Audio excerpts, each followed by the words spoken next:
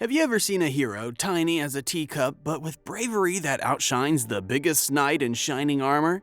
Our hero, Bojji, is tiny, mute, but with a spirit that screams louder than any words. He's tiny but mighty, proving that his size isn't everything. Enter Kage, the dark, stealthy ninja of the story, a shadowy figure who's more elusive than trying to nail that perfect TikTok dance on the first try. Together, they're an unlikely duo, turning every expectation upside down faster than a cat chasing its tail. Now in the world of twisted royal politics, where loyalty flips faster than a fidget spinner, our young prince's brother, Daida, is stirring up more drama than a season finale of your favorite TV show. It's a family affair more complicated than a Rubik's Cube soaked in coffee. And just when you think you've got it figured out, brace yourself for magic and mysteries that are unexpected and shocking, but totally on the point. This isn't just a tale of royalty, it's a saga of betrayal, friendship, and heart, all wrapped up in a package that's as unpredictable as a choose-your-own-adventure book. Alright, let's dive into episode 9, where things get darker than a room with blackout curtains. We're taking a break from Bojji's heartwarming heroics, and whoa, it's like stepping into an episode of The Twilight Zone meets Get Out. This episode? It's the first one where Bojji isn't the star of the show. And it feels like we've just entered a no-Bojji zone. It's all about the dark, twisted paths that other royals are treading. Think of it like that moment in Invincible where you realize, yeah, things are definitely not okay. So what's the deal without our main man Bojji? Well, let's just say the castle's serving up more chaos than a cat in a yarn store. King Bosse's pulling a Freaky Friday by possessing Daida, and the vibe is more unsettling than accidentally opening your front camera. We're talking plots to off Queen Hylian. Yeah, it's serious business. Without Bojji's pure, determined spirit lighting up the screen, the anime takes a turn down Creepsville lane. It's like suddenly realizing you're in a horror movie, but you're not the final girl. The twists in this episode are all over. We're in Flashback City, folks, with Bojji appearing only in memories. And it's like trying to piece together a puzzle while wearing oven mitts. The absence of our little hero makes the episode feel like a dark room where you're constantly tripping over stuff. It's Ranking of Kings cranking up the twisted dial to 11. Queen Hyling's world gets flipped upside down faster than a cat chasing a laser pointer when she finds out her hubby King Bosse is chilling in their son Daida's body. Creepy? Absolutely. It's like walking into a room and realizing everyone's wearing your face as a mask. Now Bosse decides to prove his identity by pulling a move straight out of a superhero flick, squashing a whole tree into a diamond with his bare hands. Talk about an overkill. The first time he did this, it was probably all romantic, like something out of a fairy tale, but now it's giving off serious, awkward moment seal vibes. We get these flashbacks showing the good old days with Bosse, Hyling, and Bojji, a tiny bit of sunshine in an episode that's darker than your coffee when you forget the milk. These snippets are like those rare, wholesome memes that pop up in your feed and make you go, aww. Back in the present, things with Hyling and Bosse are uncomfortable as sitting on a whoopee cushion in a silent room. And just when you thought the drama couldn't get any more soap opera-esque plot twist, Boss might have had a side chick all this time. Enter Mianjo, the mirror lady who's got the hots for Boss. Their relationship is about as stable as a Jenga tower in a windstorm. She even possesses a robotic doll to dance with Boss-possessed Daida Eerie. This bizarre love triangle, or is it a square, is giving off major monster girl robot vibes from Invincible, except here we're not rooting for the characters. It's like watching two villains tango while you're munching on popcorn waiting for the next twist. King Boss and his maybe more than a friend Miranjo are cranking up their evil plans to boss level. Their latest brainwave? Unleashing a pack of horned, dog-like beasts straight out of a nightmare. Think Cujo meets a unicorn, but not in a cute way. Now, Queen Hyling's bodyguard, Dorsch, goes full Hulk smash mode to protect her. This guy's muscles are bursting out of his armor like popcorn in a microwave. It's a showdown that's as balanced as a cat walking on a tightrope. Dorsch is knocking out these beasts left and right, but oh boy does he pay the price. He's losing blood like a leaky faucet, and we're all sitting here and biting our nails, hoping he makes it. But just when you think the coast is clear for Hyling, think again. It's like this is fine, except everything is definitely not fine. She's still stuck in a world of hurt, and the worst part? Knowing her son Daida is trapped in his body. Watching this horror show from the sidelines, Daida's stuck in this twisted world and the animation's so distorted it's like looking through a funhouse mirror, if the funhouse was in a horror movie. Daida and Hyling can sense each other, which is like getting a text message that says seen but no reply. It's a glimmer of hope, but not much of a help. By the end of this wild ride, Daida's still trapped in his own personal prison, and Boss is shipping Dorsch and Hyling off like an Amazon package. He says it's for their protection, but we're all giving that side-eyed wondering what his real game is. Alright, strap in, cause we're about to dive into a plot twist twistier than trying to untangle your earphones after they've been in your pocket all day. Let's talk about our boy Despa and his golden dump truck. Yeah, you heard that right. This guy's rolling in more gold than the stonks guy. Despa's faith in Bojji's strength? It's stronger than that one friend's Wi-Fi signal who lives in the basement. And let's be real, Bojji's been showing off moves that would give a group of underworld guards a run for their money. These aren't your average mall cops. We're talking guards who would probably have welcome to hell on their resumes. Are we looking at the final boss reveal? Maybe it's Marinjo's true form, or even Boss's. With this show, it's like trying to guess the plot of Game of Thrones. Just when you think you've got it, they throw another curveball. Now, the big question on everyone's minds, what's Bojji gonna pick from the Royal Vault? It's like he's in a game of let's make a deal, but instead of cars and vacations, we're talking ancient, possibly cursed treasures. And speaking of cursed, remember that gift that drove all the past kings bonkers? We're all sitting here like the thinking face emoji, wondering if that's where Boss got his freaky mirror. Bojji, our pint-sized hero, just got his swanky new rapier from Despa, the man with a gold dump truck for a heart. It's like Bojji just leveled up in a video game and we're all here for it, cheering him on. But wait, there's more. We just found out Mitsumata is the mastermind behind Bojji's slick dodging moves and lip-reading skills. It's like Bojji's been attending a secret ninja school, and we're all like, wait, what? When did we hear about it? Why would Bebin think the court would be upset about Bojji's new skills? It's like I'm starting to feel like Nick, questions everywhere. Queen Hyling might have had a clue, but the rest of the court, they're busy learning sign language, probably thinking they're in a game of 4D chess with Bojji. Plot twist? Maybe. We're just sitting here with our popcorn, watching the drama unfold, stuffing popcorn in our mouth. And let's not forget the underworld bar brawl scene. It's like a Halloween party gone wild. We've got a vampire lady, a monk, and a dude with a pumpkin head. And he's got style too, with a messenger bag that's probably got more swag than your entire wardrobe. Despa's in the mix too. Did he set up the whole thing? Is this some undercover spy operation? The layers here are deeper than an onion in a Shrek movie. We're all scratching our heads trying to make sense of it. Back to the royal intrigue. Bojji's journey is like a hero's tale, straight out of a storybook, but with more gray areas than a 50 Shade novel. Everyone's motives are as mixed as trying to follow a TV series while binge-watching 5 others at the same time. And let's not forget the shock Bojji's going to face when he finds out his own bro, Daida, is behind some of the shenanigans. It's going to hit. But let's wrap this up before we all start feeling our brain overload. In the end, Bojji's return home is wrapped up in more suspense than a season finale cliffhanger. It's a tale of intrigue, surprises, and a little prince who's proving to be tougher than a Nokia phone.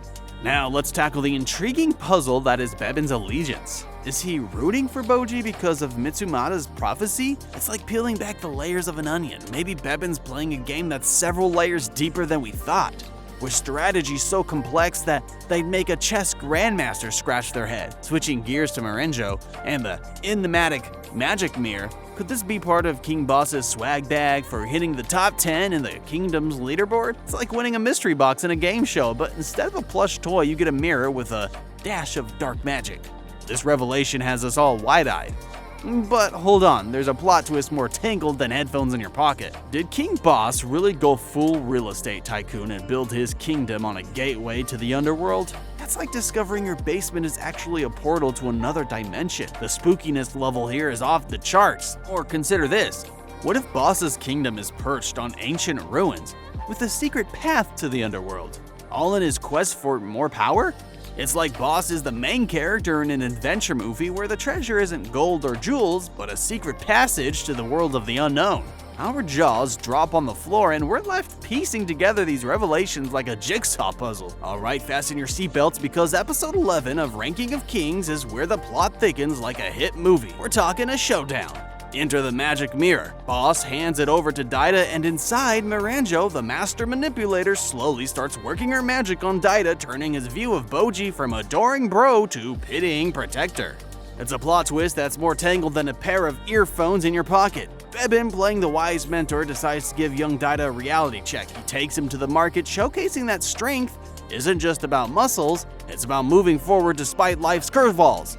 Bebin's pointing to his head, teaching Daida a lesson in resilience. Now let's shift to this eerie void where Daida finds himself. Suddenly, he hears the cries of a girl in a mask, thinking of it like walking into a scene from a horror movie, but with more ghosts than Scooby-Doo.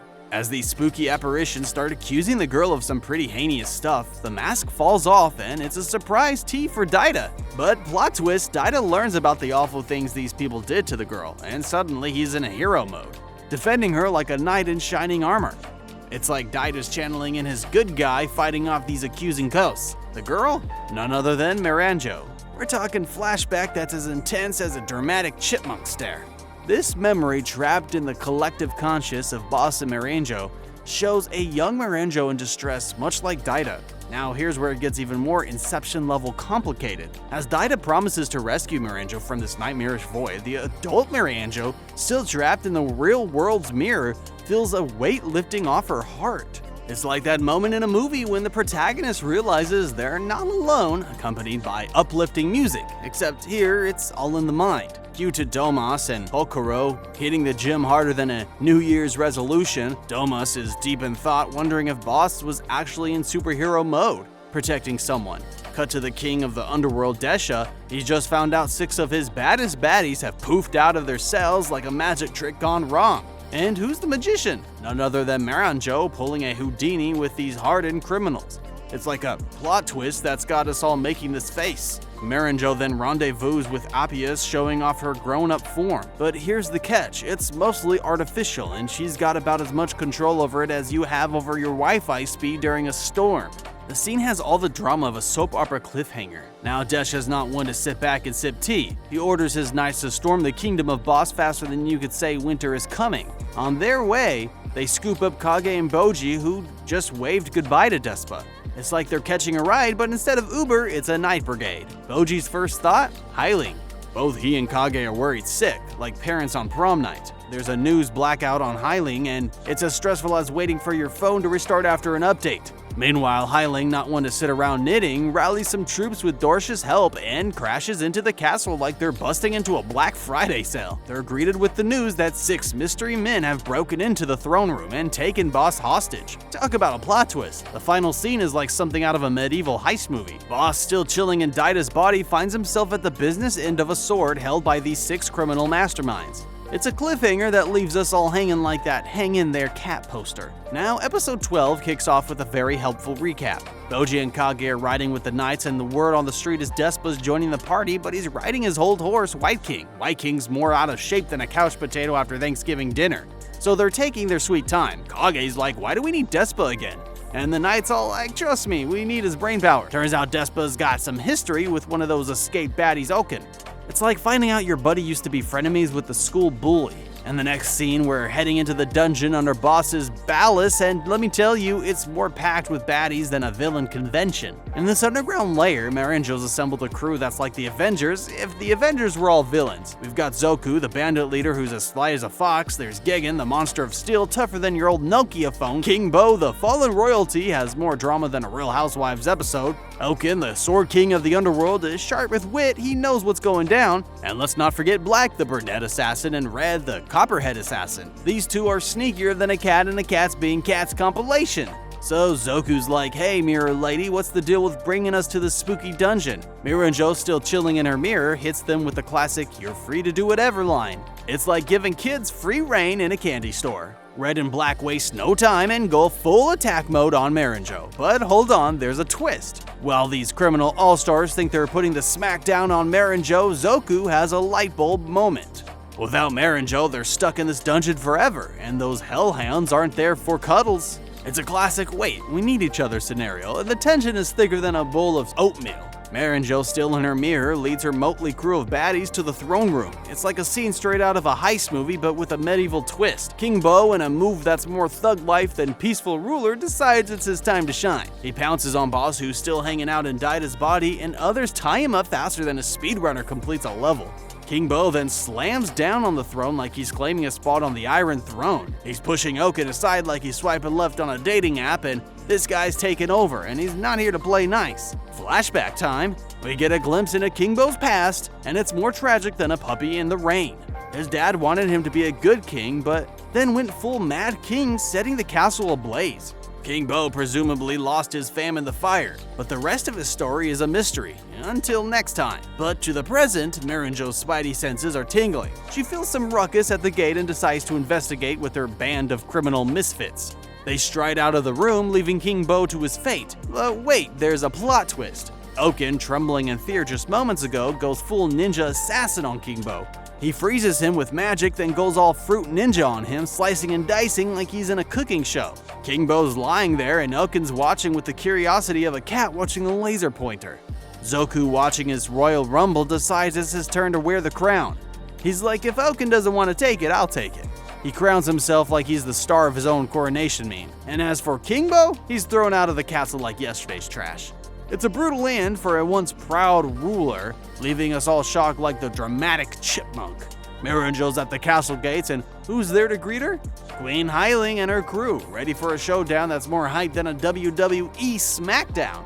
Dorsha's giving Marinjo the I know that face look, remembering her from the war. Hyling, meanwhile, is squinting at the mirror, realizing it's the same one Boss gave Daida. Marinjo, in true villain fashion, is like, I'm here to watch the world burn, setting her hellish hounds on Hyling and Dorsh. The stage is set for a final battle that's as intense as a final boss fight in a video game. Cut to Domus and Hokuro. They've wrapped up their training montage and are leading a troop of soldiers to the underworld's door, thinking they're about to save Bojji. Little do they know, Bojji's already out and about. Domus, being the tactical guy he is, tells Hokuro to hang back with the crossbow. It's like that moment in a heist movie where the sniper gets their big scene. Meanwhile, in a plot twist straight out of a horror movie, Bebin stumbles in upon King Bo's body. He's like, let's give this guy a proper burial, but hold up. King Bo's fingers twitch like the start of a zombie apocalypse. Episode 12 of Ranking of Kings is like a jigsaw puzzle with pieces scattered all over the place. Marinjo's got a vendetta against the kingdom, and there's no telling what her next move is. Boss chillin' like, this is fine, just lets the criminals take over. As for Hyling, she's outnumbered and outgunned, but we're all holding on to hope like that hang in there kitten. Maybe Bojji will make a grand entrance, swooping in to save the day. This episode is more of a setup for the grand spectacle that's sure to unfold in episode 13. It's like the trailer before the big movie, leaving us all on the edge of our seats. New characters, new plot twists, and a whole lot of anticipation. That's what Ranking of Kings episode 12 is all about. Stay tuned for an epic continuation of this wild ride.